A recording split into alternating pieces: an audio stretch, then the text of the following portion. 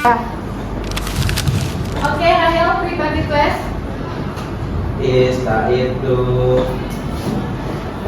Wa'ad Bismillahirrahmanirrahim Wa yasirli amri wa nuqratan min lisani yafqahu qawli. Selamat. Assalamualaikum warahmatullahi wabarakatuh. Oke, waalaikumsalam warahmatullahi wabarakatuh. How are you guys? Did you have a good breakfast today? Yes. Where is your friend? There's another agenda. Have another agenda. Okay. So, are you ready for to start the class? Yes. Last week we talked about basic theory of thermochemical. We talked about endothermic reaction. We talked about exothermic reaction. We talked about enthalpy change of formation, decomposition, and combustion. Did you all understand about that? Jadi minggu lalu kita udah belajar enthalpy H dari penguraian, pembentukan, sama pembakaran. Nah, kalian udah paham sama materi yang minggu lalu? Udah paham? Nah, to prove that you all understand about the last lesson, I want to give you a quick view of question. Nah, I told you to bring your laptop. Did you bring them? Yes. All of you bring them? Okay, now turn on the laptop and then open your browser and go to the website that is called ZQuiz. So yes, I already sent you a link for the quiz in WA group. You can just click them. Okay. Enter the code. And you can choose the avatar, enter your name, choose the avatar, and then join. Is everyone ready? I give you a 5 question.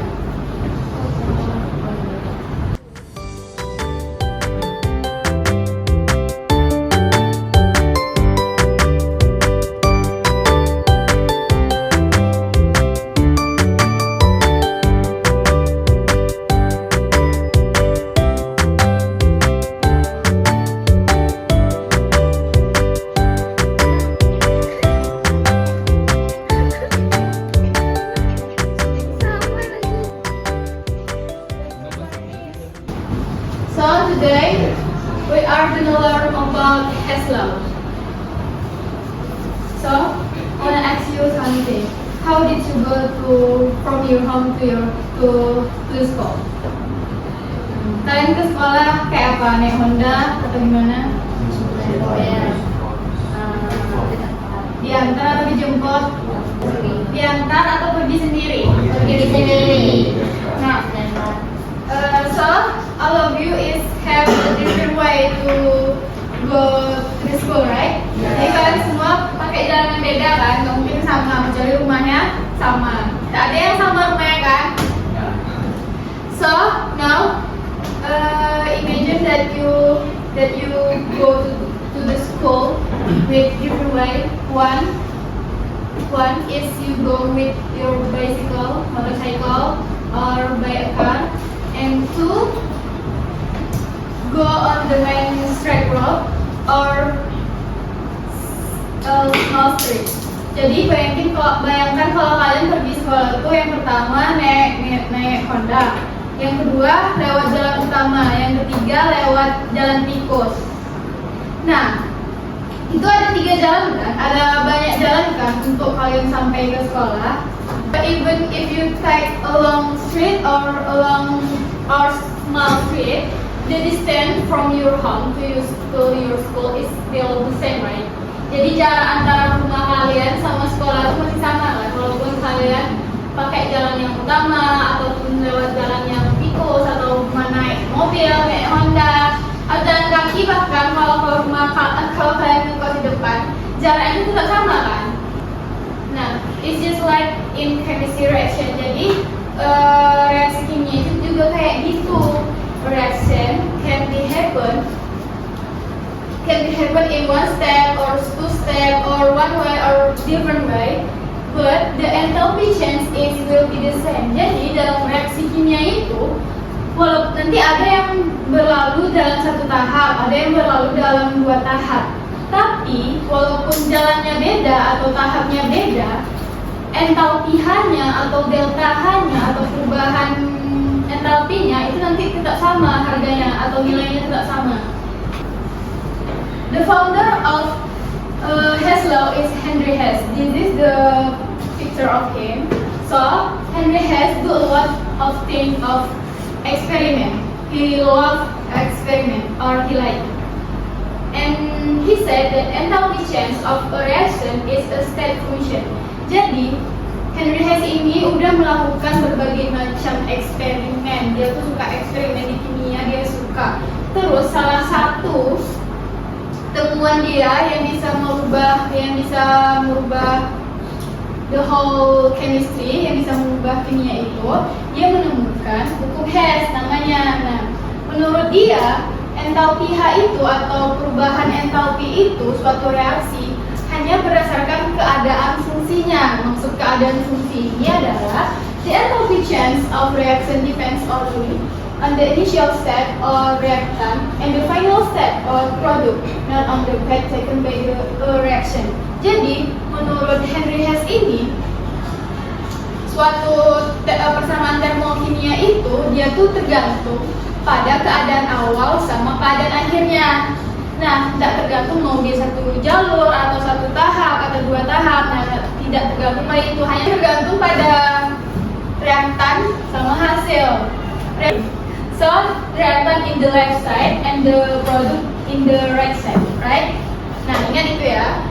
So, according to Hess law, the enthalpy change of reaction will be the same, regardless how many steps or pathways are involved, as long as the reactant and the product are the same. Jadi, selama produk sama reaktannya itu sama, delta H-nya itu tetap sama atau perubahan enthalpinya itu tetap sama.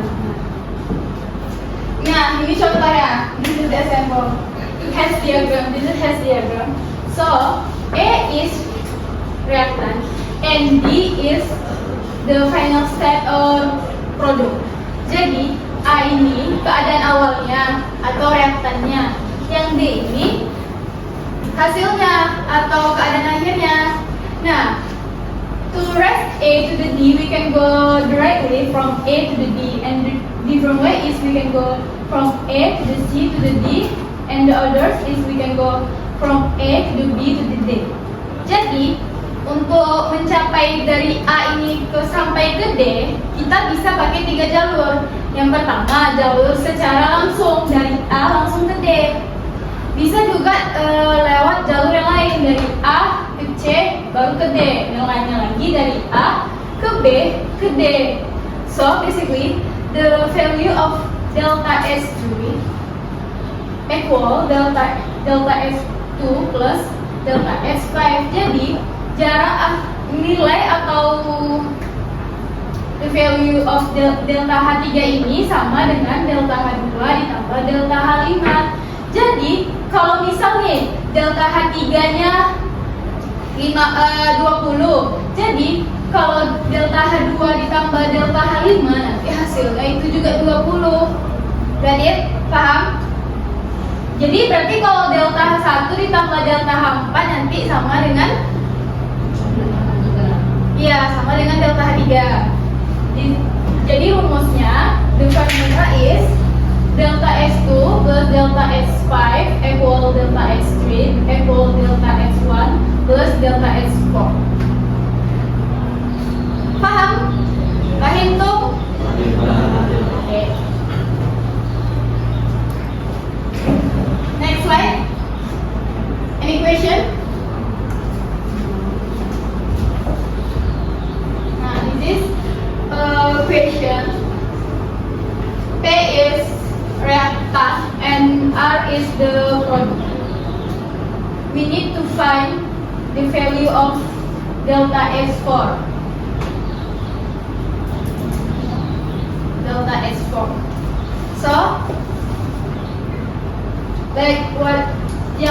seperti yang kakak udah bilang tadi, kan yang P ini yang reaktannya, yang R ini produknya.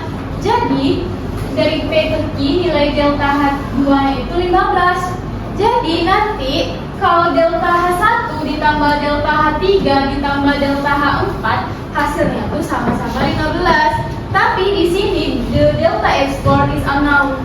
Kalau di soal ini delta H4-nya itu belum diketahui, kita harus cari delta H4-nya dulu. Dari gambar ini kita bisa tahu kan rumusnya apa? Delta S2 equal delta S1 plus delta S3 plus delta S4. Because we need to find the delta S4, we need to move to other side. We need to move delta S4 to the right side. Okay? So the value of delta S2 is 15. The value of delta S1 is 35. Then delta S3 is 75. Kok 70 sih? 75. So the final result is plus 125. Jadi, if we sum all of this, if we sum min 35 plus min 75 plus 125, it must be 15. Jadi kalau kita tambah min 35 ditambah min 75 ditambah 125, itu pasti hasilnya 15. Coba kalian kamu bilang pasti 15. Iya kan? Ya. Nah, sampai sini paham? Paham. Paham who is can to describe this? To explain this. Siapa yang bisa menjelaskan yang ini? Oke, Fahri. In the question that we know about delta H1, delta H2, and delta H3, that the question asks about delta H1. That means delta H1 equals delta H2 plus delta H3. That we know delta H2 is mean negative 222 kilojoule and delta H3 is negative 566 kilojoule. That if we include that we count this negative 222 negative 566 kilojoule, that equals negative 788 kilojoules. Okay. Applause for Fahri. So all of you is understand what has lost. Now the rules in Haslov. In Haslov we have rules. We have 3 rules. 1. When reaction efficient is reversed, reactant become product or product become reactant, the sign of delta S must be also be reversed. Jadi dalam soal itu nanti ada reaksi kimia itu produknya di sebelah hasilnya di sebelah kiri. Ada juga nanti soalnya itu reaktannya yang di sebelah kanan. Nah itu kan terbalik nih. Nah kalau dia kayak gitu nanti soalnya delta H-nya kalau misal delta H-nya plus diubah jadi min. Oke, paham? Nanti ada contoh soalnya. The second is substance that appear on both sides of the equation in the same test can be cancelled out. Jadi nanti ada yang kita coret reaksinya nanti kalau dijumlahkan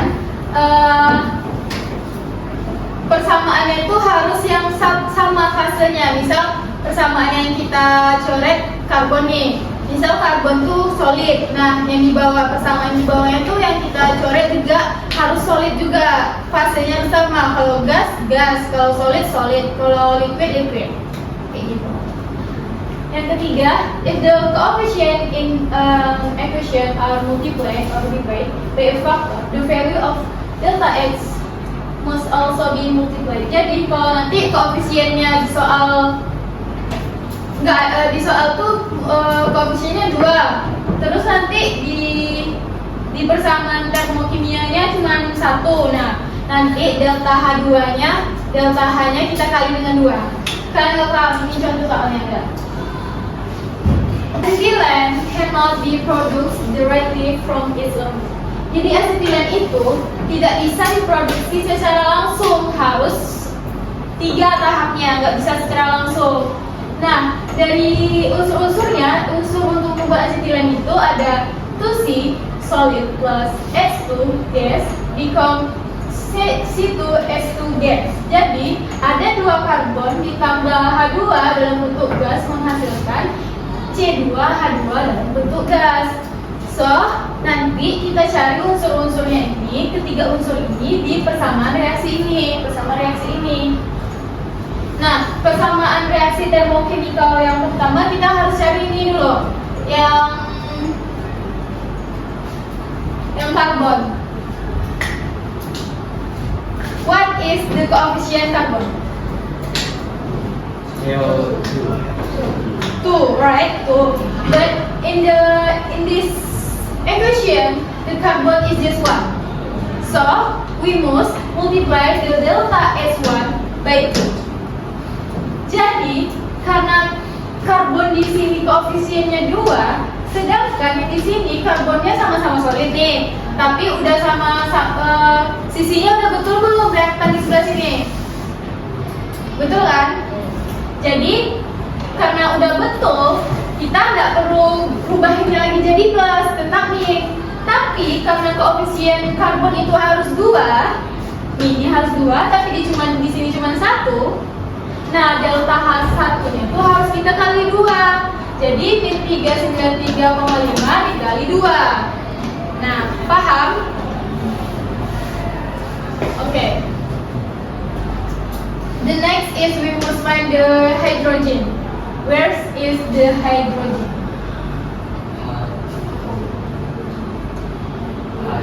The B, you find in B, right? Is that hydrogen is reactant? Is he on the right side? No. Is reactant must be, what is reactant must be on the left side or the right side? Left. Berarti ini betul kan? Ya. Berarti delta H yang ini tetap, karena dia udah solid nih, udah gas. Dia juga udah betul letaknya di sebelah sini. Tapi karena udah dalam bentuk gas dan koefisien juga sama-sama 1, yang poin B, delta H yang poin B itu tidak kita perlu apa-apain lagi, tetap minus 285,8. Get it? Now we must find the C2H2. Where is it? This is right. Yes. Is he on the right side or the left side? Left side. So this is wrong or false or right? Left. False. Salah. Dia seharusnya di sisi sini, karena kan dia hasil atau produk. He must be on this side. But tapi karena dia ada di sisi yang sini, makanya nanti delta H3-nya it's become plus. Paham kenapa dia jadi plus? Karena C2H2 ini harusnya di sebelah sini, ini kan harus di sebelah kanan. Tapi di persamaan reaksinya itu dia di sebelah kiri. Maka kita nggak perlu rubah yang ini sebelah kiri lah, ini di sebelah kanan, nggak perlu rubah itu. Tapi kita cuma perlu rubah yang ini, delta H3-nya aja kita rubah dari min ke plus. Paham? Oke. Inilah hasilnya. Siapa yang who can explain this one? Anyone can explain that? Fahri or girls, you can explain that. Sama kok yang kakak jelasin tadi, cuma ini caranya aja lagi. Oke, Fahri. Fahri lagi nih.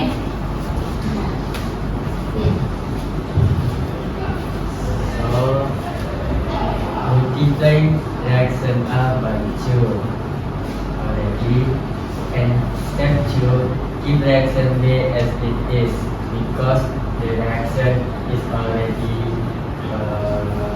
true, right? Why do we need step 1 to multiply reaction A by 2? Because on the kenyataannya it say like this, that in the question it like this, so we need coefficient on this. So when we add 2 here, this automatically multiply 2 also. Then step 3, reverse reaction C. Why do we need reverse it? Because the position before the reverse of this thing is false. That we need to change the position from left to the right. If we move it, it's become close or become negative. Then we add all reaction together that who look same, like O2O2, that we Cancel out. we eliminate all the same, eliminate. Then we get coefficient 2C plus H2 equals to HCl2H2. The final delta X is this one. Yeah. Did you all understand what Fahri explained? Okay. Thank you, Fahri, for your. So we need to make a group. We need, because this is group A and this is the group D. Okay. In the worksheet, I give you a problem. You need and a few questions. You need to answer it. To answer the question, you can scan this barcode to search the answer on this one. This is a video of explanation and this is a book web. Jadi yang ini buku web, kalian bisa cari kalian bisa scan. Yang ini video untuk menjawab pertanyaan yang ada di LKPD. You can write in the piece paper. Kalian tulisnya di kertas lembar aja. You can ask me, and at the end you will present the result of your discussion on the front of the class.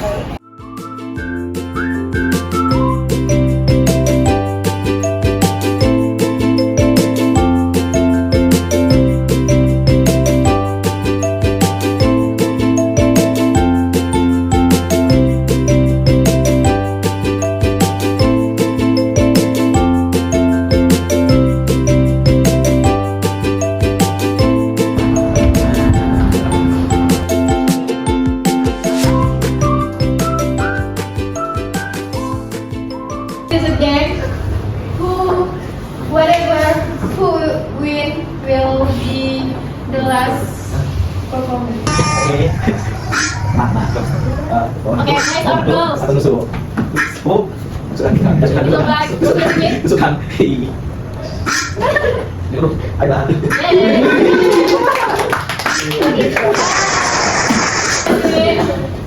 we need to girls will be the first performance. Jadi yang pertama yang cewek ya. Assalamualaikum warahmatullahi wabarakatuh.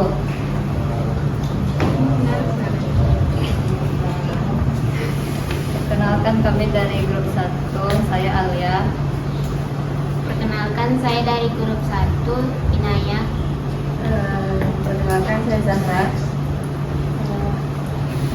hari ini kami akan mempresentasikan apa yang telah kami kerjakan pada LKPD yang telah diberikan. Yang pertama, identifikasi masalah. Identifikasi masalahnya itu mengapa pembakaran karbon tidak selalu berlangsung sempurna dan mengapa energi hasil pembakaran sulit diukur secara langsung.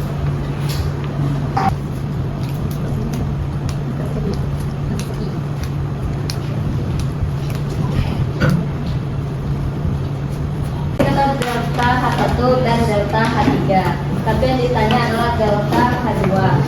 Jadi melalui persamaan delta H3 karena merupakan yang langsungnya sama dengan delta H1 ditambah delta H2.